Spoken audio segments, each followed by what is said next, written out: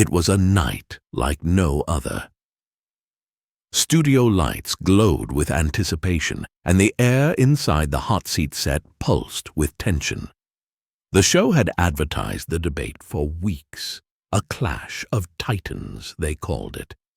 On one side, Caroline Leavitt, the White House press secretary, known as the iron voice of the MAGA movement.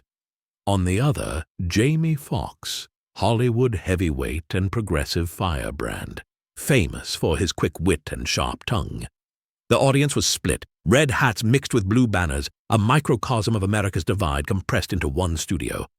Backstage, Caroline adjusted her blazer with clinical precision, her expression unreadable. She had been here before, in the line of fire, in front of cameras, under attack. But this time it felt different. She knew Jamie would bring theatrics, sarcasm, and maybe even charm. But she brought facts, confidence, and a sharpened strategy. Her game face wasn't for show, it was armor. Meanwhile, Jamie paced in his dressing room. His team huddled around him, giving last-minute notes, reminding him to stay calm, to use humor. He smirked at his own reflection. "I got this," he muttered.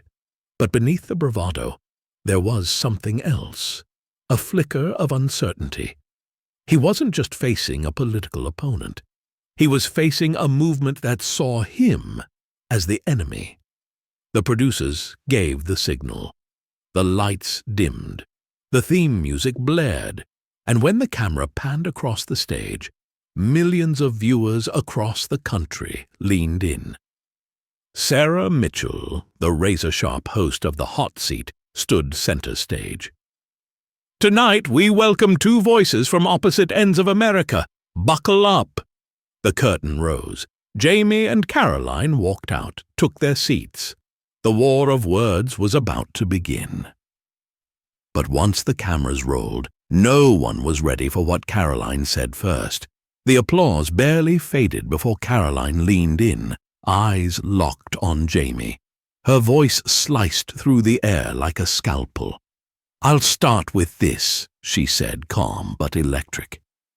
Barack Obama never left power. He hides behind speeches and smiles while pulling the strings of today's policies. Biden, he's a puppet.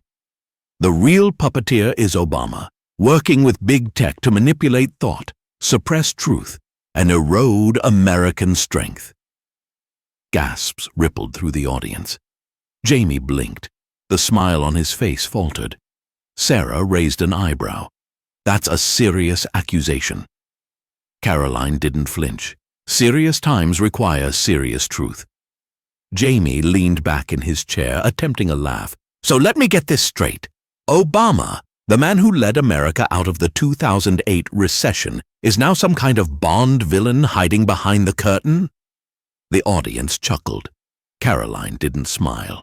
"Call it whatever you want. But Americans feel it. Jobs gone, inflation up, censorship online, communities torn apart. Obama's fingerprints are all over it." Jamie leaned forward, his smile now strained. "You seriously believe one man can do all that?" "I believe unchecked influence is more dangerous than any policy, and Barack Obama has influence without accountability." The tension was electric. The crowd was split, murmurs swirling. On Twitter, hashtags were already forming. #Leavitt strikes first, #Obamagate. Jamie cleared his throat, trying to gather himself, but Caroline wasn't finished. "And you," she said, turning fully to him, "mock Trump on stage. Tell me, Jamie, what does an actor like you really know about running a country?" Boom! The crowd exploded. Laughter turned to silence the moment Caroline leaned in with her second strike. Jamie straightened in his seat, his tone shifting from amused to agitated. "You know what I know, Caroline. I know that real leaders unite. Obama didn't divide this country. He tried to heal it. Trump, he ripped it in half." Some applause, but Caroline was unshaken.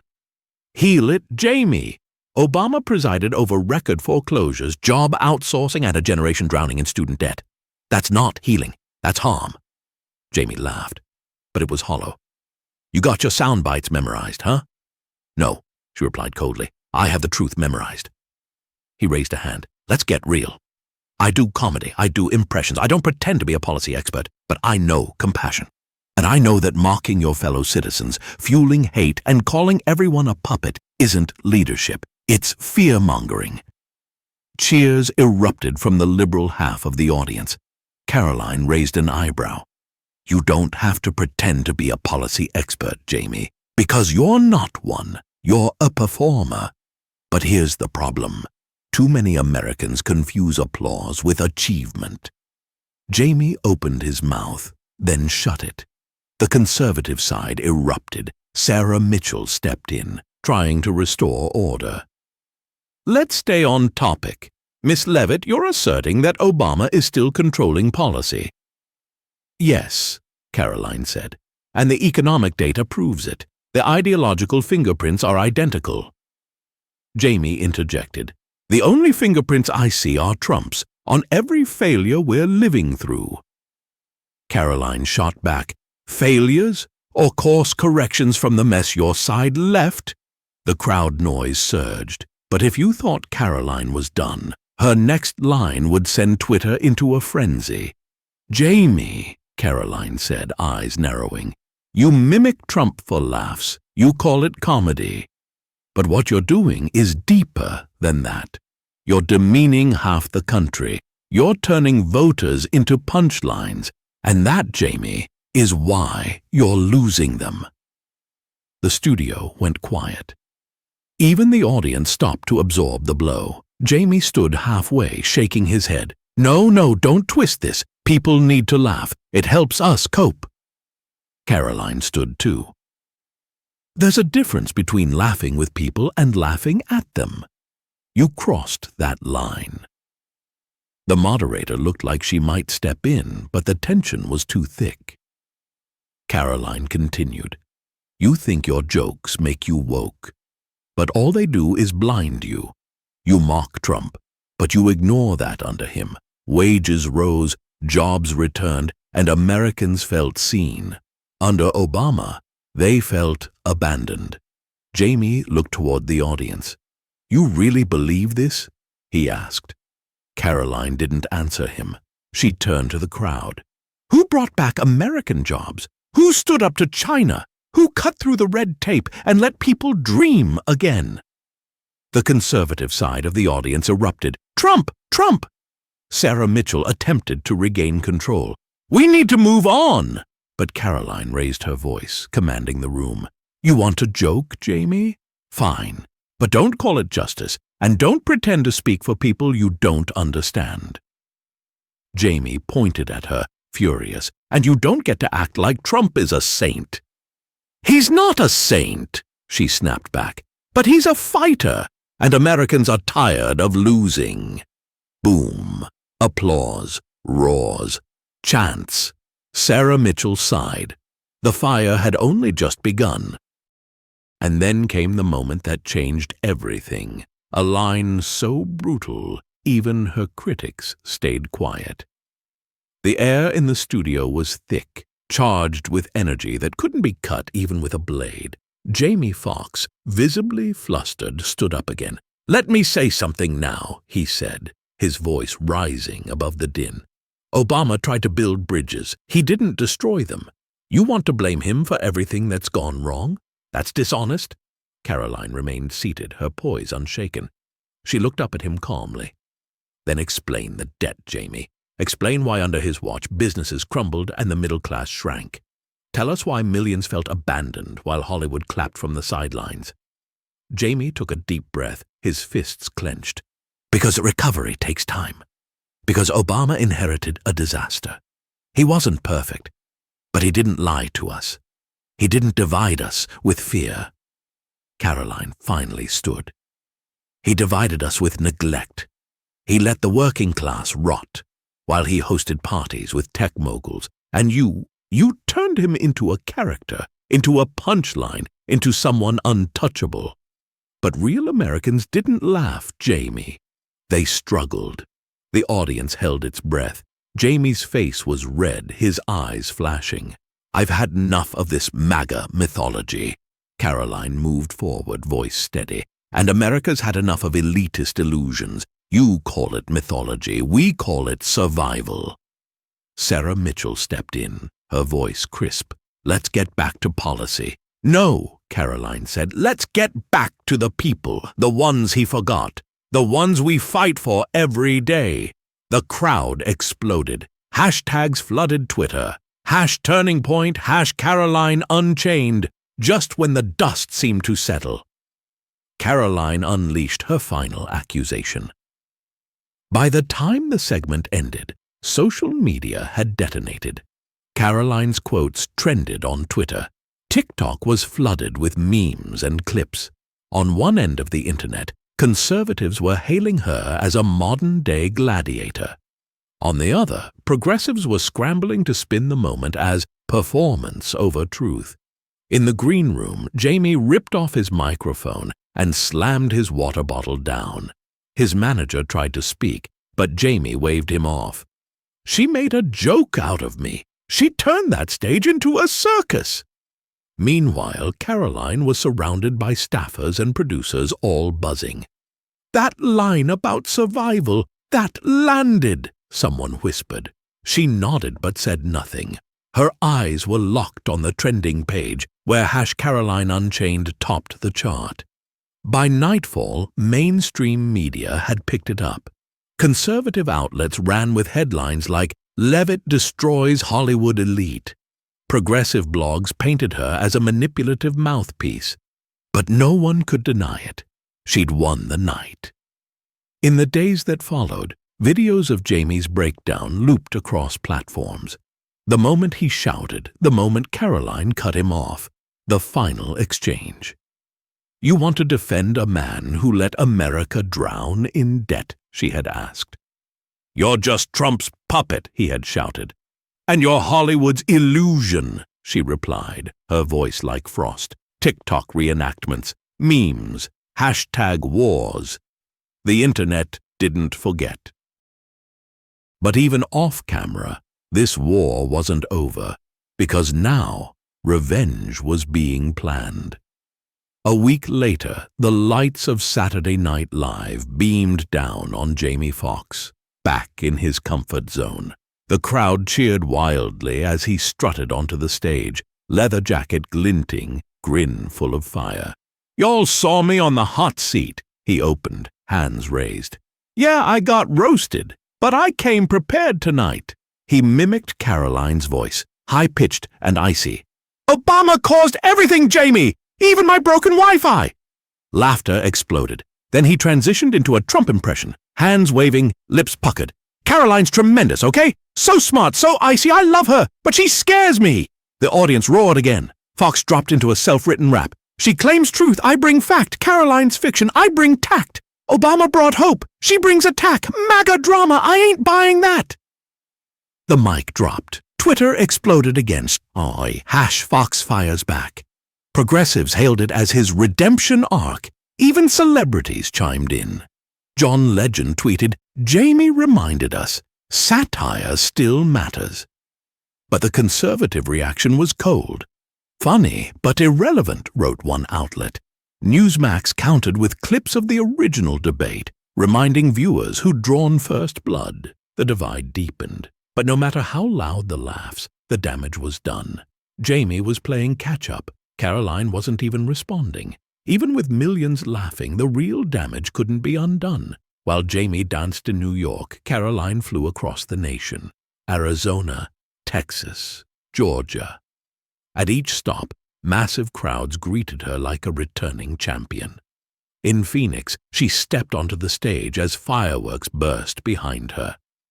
"America," she said, "is tired of being mocked, tired of being misled, and tired of being told their pain is just a punchline." Thunderous applause. She was interviewed on every conservative outlet, Fox News, Newsmax, OAN. She didn't attack Jamie anymore. She didn't need to. The footage spoke for itself. Donald Trump tweeted, "Caroline Leavitt crushed Jamie Foxx on national TV. Future of MAGA." At a rally in Florida, a giant banner read, Hollywood Zero, Caroline Hero. T-shirts printed with "You're done, Jamie" flew off the shelves. But it wasn't just merch, it was movement. People saw her as the first to stand up, to say what they felt, and to win. And through it all, Caroline said little. She let the crowd do the talking. She walked onto every stage with quiet confidence, knowing she didn't need to raise her voice to be heard, because America had already decided who won. But what she said in her final press conference sealed her legacy. Washington, D.C., the press room of the White House. The seal glistened behind Caroline Leavitt as she took the podium. Reporters leaned forward, eager to capture her every word. This wasn't just a briefing, this was the aftermath of war. Caroline stood tall, her voice calm but edged with steel. What we witnessed on the hot seat wasn't a debate, it was a reckoning. Not between me and Jamie Foxx, but between America's forgotten voices and those who silenced them with laughter. The room was silent. She continued. Jamie said Obama brought hope. Ask the steelworker in Ohio who lost his job. Ask the single mother in Michigan who saw her savings evaporate under rising taxes. Ask the small business owners crushed under regulation. That wasn't hope. That was abandonment. A reporter interrupted. But don't you think your debate lacked policy and focused on emotion? Caroline turned, eyes locked on him. Policy means nothing without people, and too many in Washington forgot that. Jamie Foxx turned suffering into satire. I turned it into a statement. That's the difference. Cameras clicked. Headlines were being born in real time. She stepped away from the podium, paused, then turned back. America doesn't need actors, it needs advocates. And with that, she walked off. The footage spread instantly. Clips of her speech dominated cable news. Her line, "America doesn't need actors, it needs advocates," was printed on banners, posted on Instagram, and etched into the hearts of her supporters. Even Jamie's most loyal fans had to admit she owned the stage. One voice silenced, one voice rising. But what does it all mean for America? The dust had settled, but the divide it revealed remained wider than ever. Caroline Leavitt's victory wasn't about one debate. It was about how she wielded confidence like a weapon, how she turned emotion into precision, and how she made her opponent unravel without ever raising her voice. Political analysts broke it down. Leavitt had used classic tactics, interruptions, reframing, redirecting. But she wrapped it in charisma and clarity, and that made it hit harder. Jamie Foxx, despite his intelligence and passion, made the cardinal mistake. He got emotional. He reacted. He let the crowd dictate his energy. And in a world driven by optics, that was fatal. Social media drew its own conclusions. On Reddit, one post summed it up. Jamie had jokes, Caroline had control. Twitter threads dissected every line. TikTok creators reenacted the clash. Conservative influencers dubbed her the MAGA Queen, while liberal voices admitted she was too disciplined to defeat. Meanwhile, in homes across the country, viewers debated the deeper meaning. Was this the new norm? Political discourse not won by data, but by dominance. Not by being correct, but by being unshakable? One thing was clear. Caroline Leavitt hadn't just won a battle. She had shaped a moment. And Jamie Foxx, no matter how many performances he gave, couldn't erase it. In the words of a late-night host, Jamie brought the jokes, Caroline brought the judgment, and America applauded. In a world ruled by emotion, media, and sharp words, one debate flipped the script. Caroline Leavitt didn't just defeat a Hollywood legend. She redefined what it means to win in the modern age. So the next time you're caught in a debate, a conflict, or a clash of ideals, ask yourself, do I want to be right, or do I want to lead? because Caroline didn't wait for applause. She demanded attention, and the world listened. Don't forget to like, subscribe, and hit the notification bell to catch more epic showdowns and breakdowns of the moments that shape America. Thanks for watching, and remember, sometimes silence speaks louder. But when you speak with truth, even Hollywood can't stop you.